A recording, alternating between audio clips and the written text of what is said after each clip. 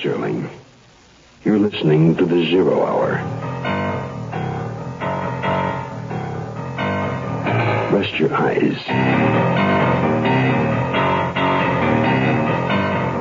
Exercise your imagination. Today, Glenn Hall Taylor's study of violence. Bonnie and Clyde are alive and living as Merrill and Bill. Starring Lee Merriweather. In the Mutual Broadcasting System presentation of The Zero Hour. Brought to you by the Ford Motor Company, also by Sign-Off, Tablets and Spray, Beech-Nut Chewing Tobacco, and International Harvester.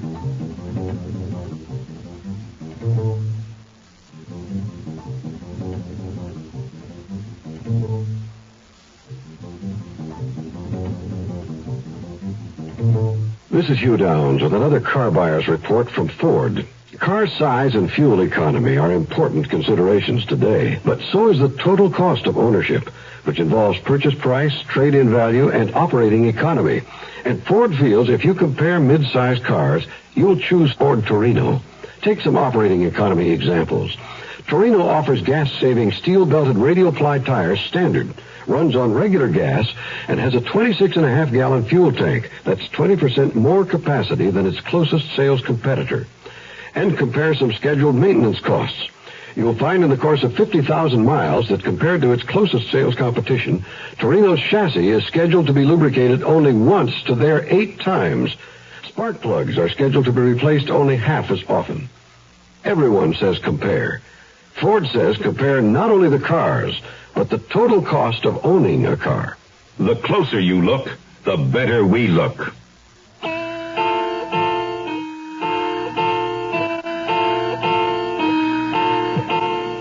Today, woman speaks of her ability to compete with man in what she terms a man's world. And it's true that when she makes up her mind to compete, man finds he has competition of Olympian dimensions. The young man in this story is certainly an evil person, but his woman, in every way, is at least his equal in their world of crime. Nevertheless, the justice of the peace in a small eastern town has no reason to suspect either of them as he performs his traditional, if perfunctory, marriage service. And do you, Mary Sherman, take this man, William Baker, as your lawful wedded husband? I do. And do you, William Baker, take this woman, Mary Sherman, as your lawful wedded wife? I do. Then, by the powers vested in me, I do hereby pronounce you man and wife. Is that all? Yes, son, yes, that's all. Gee, Mary, I love you so. And my very best wishes to you both. Golly, thanks. Thanks very much. And now I'll exercise my privilege of kissing the bride. Oh. Thank you, my dear. Oh. Well, look at her. She's blushing. I'm not. Well, thank you again. And now we better get going along because we got to get into the city sometime tonight. Well, good luck, and if you happen to pass this way again, please be sure to drop in. Oh, thank you. We will. Could I have my coat, please, Bill? Sure, honey. And you better put it on. It's damp out tonight, and I don't want you to catch cold. Excuse me, young fella. You forgot my fee. Oh, I was just going to talk to you about that. You see, sir, we don't have any money. You what? Well, in fact, we were planning on getting some from you. What do you mean? I kind of hate doing this, you being so nice and marrying us and all, but we're going to have to hold you up. I got a gun on you, mister. Now, yeah, you hand over your money, please.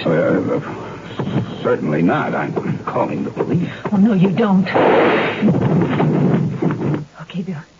You go through his pockets. I'll search the desk. Then let's split.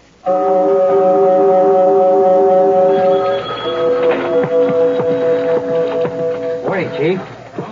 Man, that sheriff's station's jumping this morning. What's going on, Barney?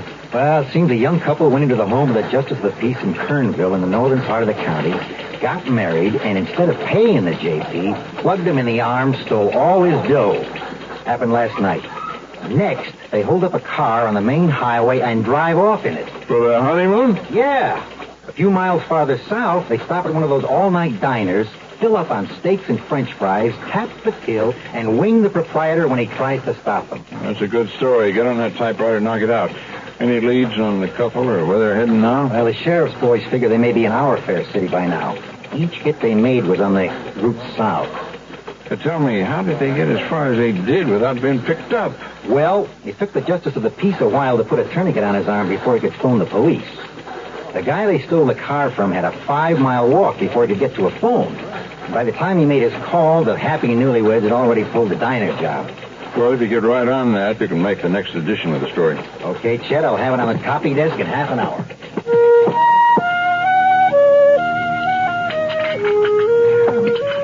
I'm sorry I got the bacon too well done. It's almost burned. Oh, now, hey, don't apologize. That was a swell breakfast. I cleaned my plate, didn't I? You just did it to be nice. Hey, would you like to move out of here into a nice hotel? So you won't have to eat my cooking? Oh, come on, sweetie. Don't say that. That's not the idea. That was the best breakfast I've had in a long time. Do you really mean that? Of course I do, Mary. Well, then, I'd rather stay here in the motel. With the little kitchenette here and that hot plate, I can fix all our meals here. It'll cost us a lot less. Well, that's a point. Oh, but how much money do we have? Oh, about $150 or so. That isn't much, Bill. Yeah, I know. We could get more when it runs out. How? Same way as we got the first loot last night. You mean get married again? Oh, what's wrong with that? Nothing at all. Oh, Don, I could get married to you every day for the rest of my life. I want that sinus medicine. Headache tablets? No, sinus medicine. Sinus tablets. Helps the headache and the pressure. Oh, you mean sign-off. Exactly. Headache pain is one thing. A sinus headache is something else. Sometimes your whole face can seem to throb with pain. You want relief. Take Sign-Off tablets. Sinoff, the sinus medicine that gives you a full dose of pure aspirin, plus a sinus drainer. Sign-Off, the sinus medicine that helps relieve sinus pain while you drain. And Sign-Off doesn't stop there. Have you tried Sign-Off Sinus Spray, the fastest known form of sinus congestion relief? It works in seconds. That's Sign-Off Sinus Spray. When sinus flares up, use Sign-Off tablets and spray, only as directed. Signoff. Sign-Off. Exactly. Sign-Off, the sinus medicines in the bright red box.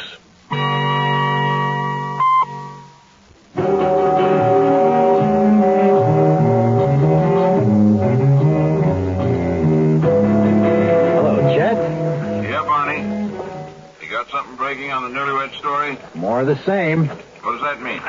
Another rip-off, another shooting, another justice of the peace. That's the second night in a row. You're putting me on. Nope. It was reported about an hour ago. How come it wasn't reported sooner? Well, the justice's housekeeper didn't find him till about an hour after the shooting. They got him to the hospital, but he didn't regain consciousness till this morning. The description of the couple's the same as before. Any leads? The only one I know about, I already gave it to the Deputy Thompson here, is the one I got on the phone a few minutes ago. I called the hospital and talked to that first justice of the peace they shot. He remembered that just before he passed out, he heard the broad say something about getting back to the happy hour. Well, there must be at least 100 cocktail joints in this town that cut the prices of their drinks in the late afternoon and call it the happy hour. Yeah, but my hunch is, and the boys are going to check it out, is in this case, it's the Happy Hour Motel on the main highway at the north end of the city. It's that joint the cops knocked over a few months back. Anything else? That's it for now. Okay. If you don't phone in something more final before we go to press, I'll update your story with what you just gave me and file it. Okay, Chief. Thanks.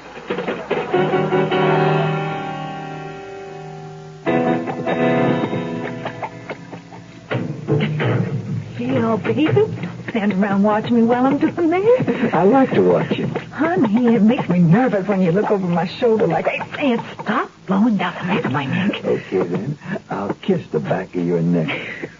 Bill, stop it, please. I want this cake to turn out good. Well, okay. But when you get that cake in the oven, You just watch out, because I'm going to chase you until you catch me. Finally. It's all ready for the oven.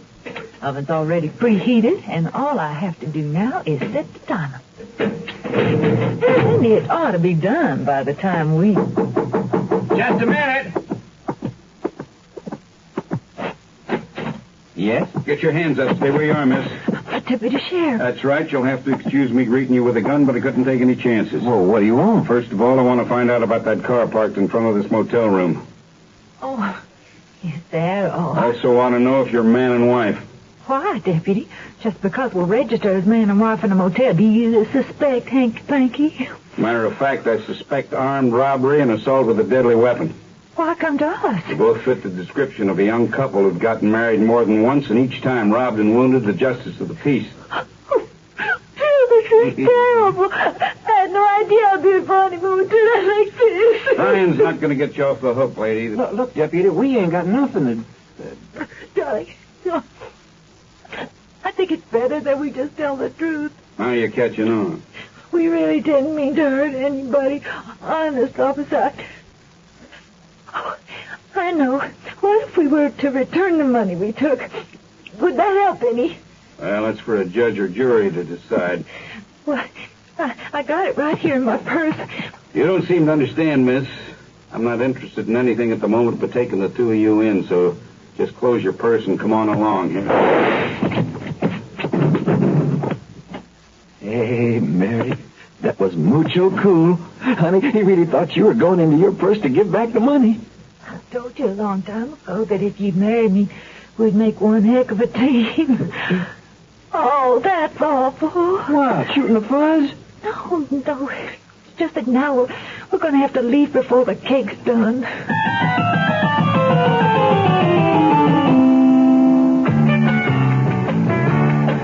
You know, a man's world is small and getting smaller every day, but there are certain things you still do.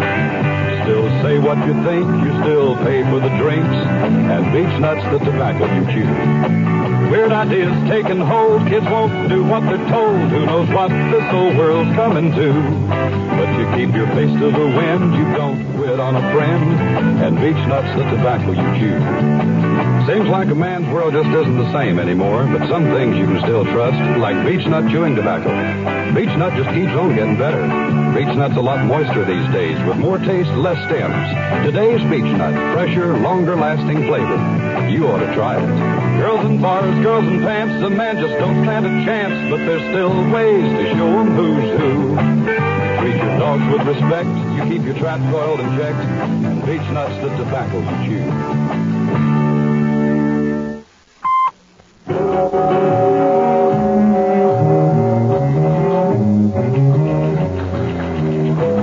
That ought to do it for now.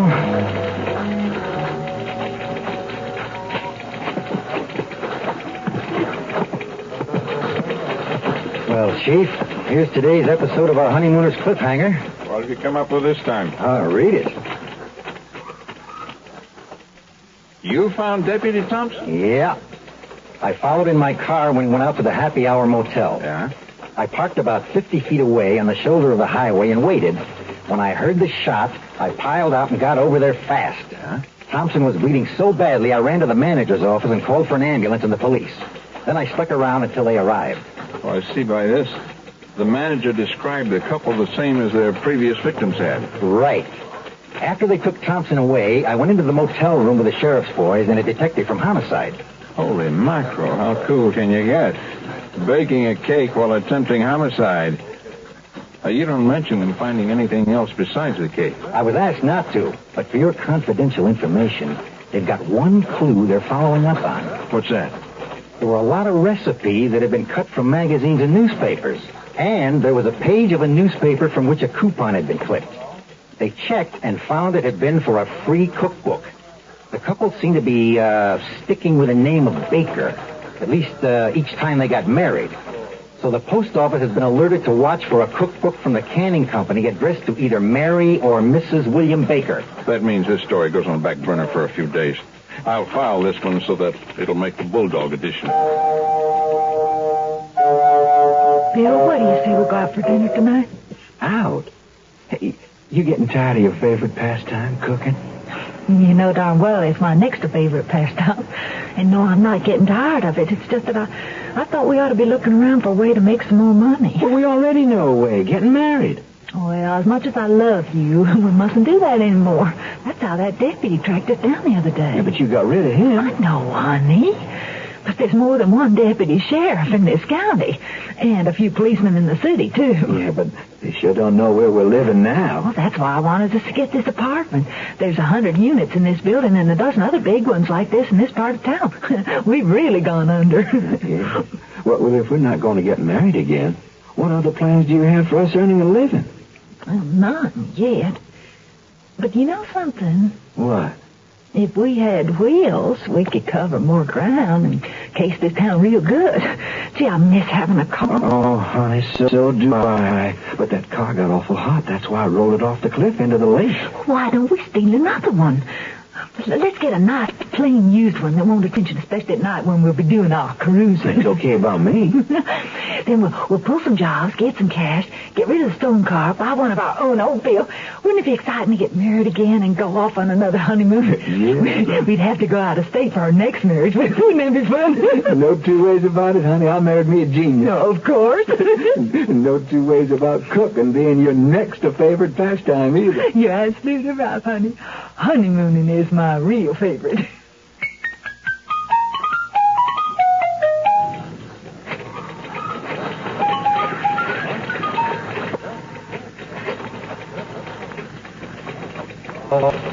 City desk, please. Chet? Oh. Barney. Just thought I'd report that Deputy Thompson's going to make it. And better have a rewrite man stand by. The post office just called with the baker's new address on the cookbook. The sheriff's men are going to roll on it right now, and I'm following in my car. Right. So long.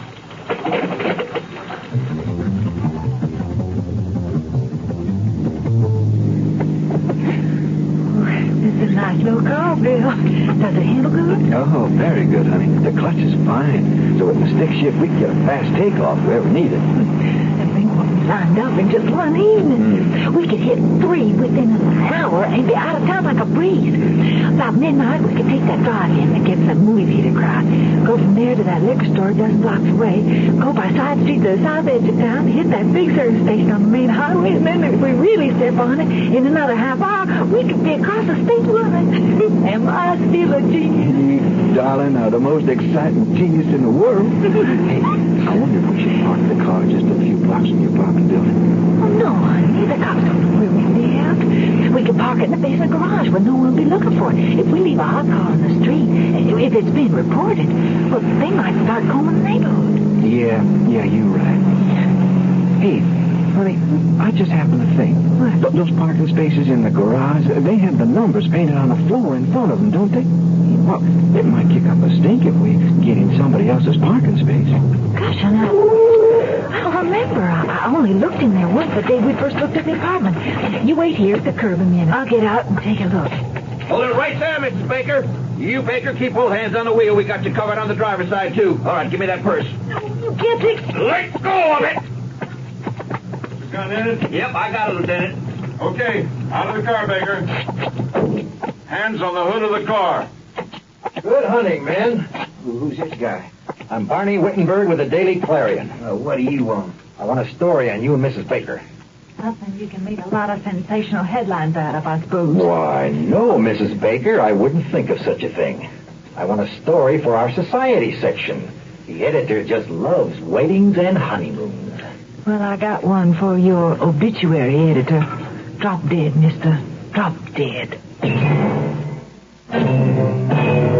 There's something going on at your local International dealer. Right now, when you buy the other pickup from International, you get 4... Hold it. What's this, the other pickup from International? What's that? Well, there are 2 pickups out there that outsell everybody else. You know who they are. Go ahead. Well, we're the other pickup. The one with the wider track, lower center of gravity. The one with great handling and stability. The other pickup from International.